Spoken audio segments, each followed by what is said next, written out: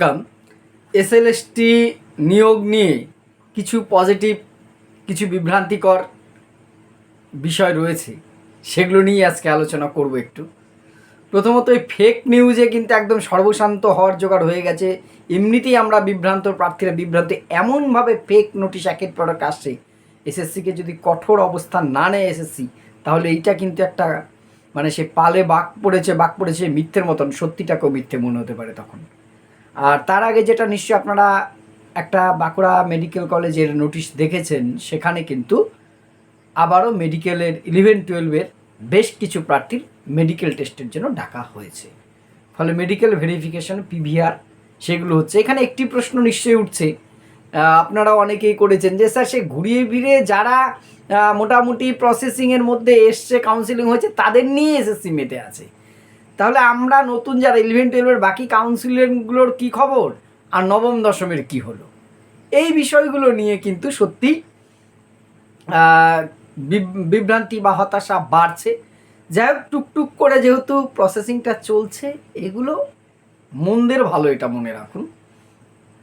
অর্থাৎ প্রসেসিং, এখানে একটা বিষয় যে আপনারা 7%, 17% নিয়ে যে বিভ্রান্তিটা আছে, এখনও পর্যন্ত যা কিছু চলছে এখানে কিন্তু 7%-এর কথা আসছে না, 17% নিয়েই চলছে। আর এসএসসি নিয়োগটা এই মুহূর্তে এসএসসি যেটা একটু ঝিম মেরেছে ওই একটা বিষয় নিয়ে। তবে যতটুকু যা বোঝা যাচ্ছে 17% মেনেই নিয়োগটা কিন্তু হবে, যেহেতু নিয়োগটা আগের নিয়োগ, এটাই মনে করেছে। কারণ এটাকে এখন 7% আনতে গেলে একদম রিপ্যানেল করতে হবে, সেটা হয়তো এক্ষেত্রে আর হবে না, যতটুকু বুঝতে পারছি। কিন্তু আমি এসএসসি নই, আমি সরকারের পার্ট নই, সরকারের কেউ নই। ফলে আমি আপনাদেরকে এ বিষয়ে নিশ্চিত করে গ্যারান্টি দিয়ে কিছু বলবো, সেটা এই বিষয়ে আমার বলা উচিত নয়, শোভাও পায় না, আমি বলছিও না। কিন্তু যতটুকু যা বুঝতে পারছি আমি, তার প্রেক্ষিতে আমার অনুভবটা বললাম যে সম্ভবত 17% নিয়েই কিন্তু হচ্ছে। আর আপার প্রাইমারি দেখেছেন একটা আটকে থাকা, সেই কোর্টের নির্দেশের যে কিছু প্রার্থীর কাউন্সিলিং, সেই কাউন্সিলিংয়ের নোটিশ প্রকাশিত হয়েছে। পজিটিভ দিকগুলো আগে বলে নিচ্ছি, তারপরে খারাপ দিকগুলোও আসছে। একটা নোটিশ কিন্তু বেরিয়েছে, ফলে আশা করা যাচ্ছে এইটা হওয়ার পর এইগুলো ছোট ছোট সিমটম কিন্তু, যে নিয়োগ করার সদিচ্ছা কতটা আছে, এটা তো আজকের থেকে ঝুলে নেই আপার প্রাইমারির প্রার্থীরা। বলুন তো, কবে তারা পাস করেছে আর কবে তাদের কাউন্সিলিং হয়েছে জানি না। যোগদানটা এমন দ্রুততার সাথে হলে হয়, সেটার জন্য যেন আবার তাদের কোর্টের যে হন্যে হয়ে পড়ে থাকতে না হয়, সেটাই চাইব।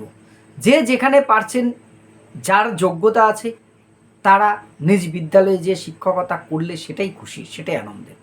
আর এই ছোট ছোট বিষয়গুলো কিন্তু আমাদের জন্য পজিটিভ ভাইব নিয়ে আসছে। অর্থাৎ আমাদের এসএলএসটি নিয়োগটার জন্য কিন্তু সামনে নিশ্চয়ই সুদিন আসছে। আমরা অনেক ধৈর্য ধরেছি, এইটুকু ধৈর্য না ধরে উপায় নেই। এবারে যেটা দুটো বিষয়, ফেক নিউজ কিভাবে ছড়াচ্ছে আপনারা জানেন। নোটিশ দিয়ে এসএসসি এর আগে একবার জানিয়েছে, এই হ্যান ত্যান। দেখুন, একটা ইংরাজি দৈনিকে খবর হয়েছে নবম দশমের ইন্টারভিউ 4 তারিখ থেকে নাকি শুরু।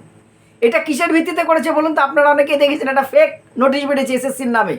সেই নোটিশের প্রেক্ষাপটে আমি খুব অবাক হচ্ছি।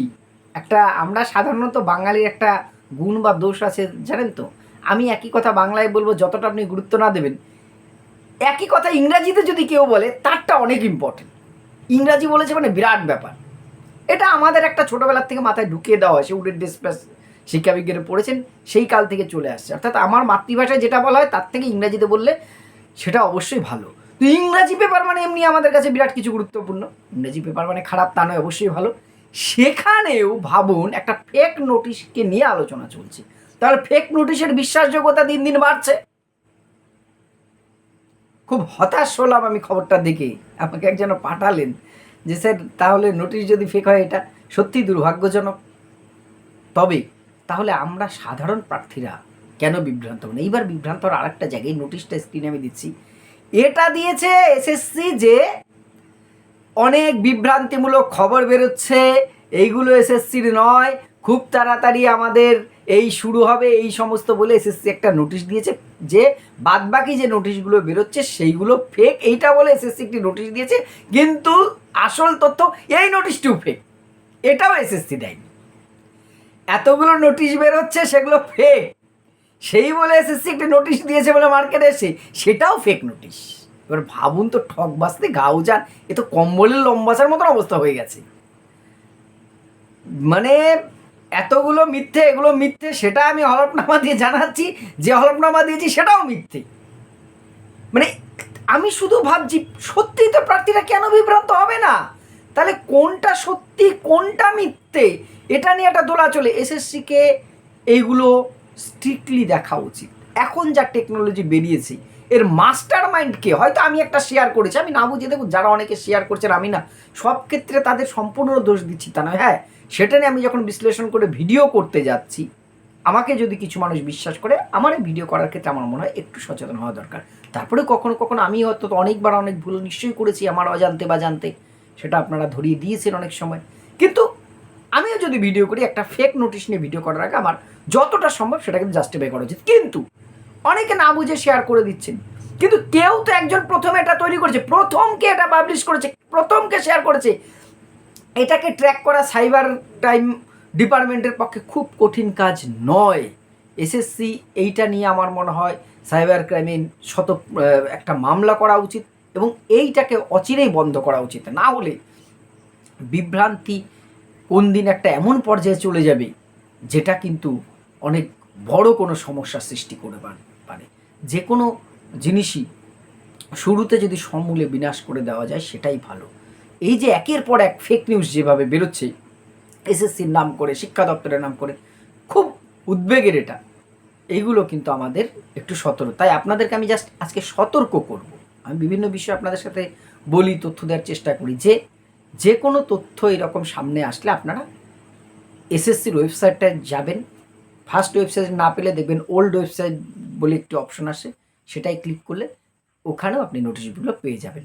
যদি পর্ষদের হয় তাহলে ওই WBSSB, যে West Bengal board of secondary education, WBBSC, সেইটাই ক্লিক করে তার ওয়েবসাইটটা একবার চেক করে নেবেন।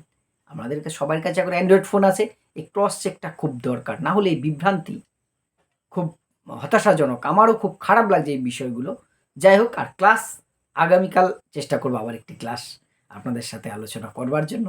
আমার ভুল ত্রুটি অবশ্যই মার্জনা করবেন আর আপনাদের মতামত কমেন্ট বক্সে জানাবেন। ধন্যবাদ।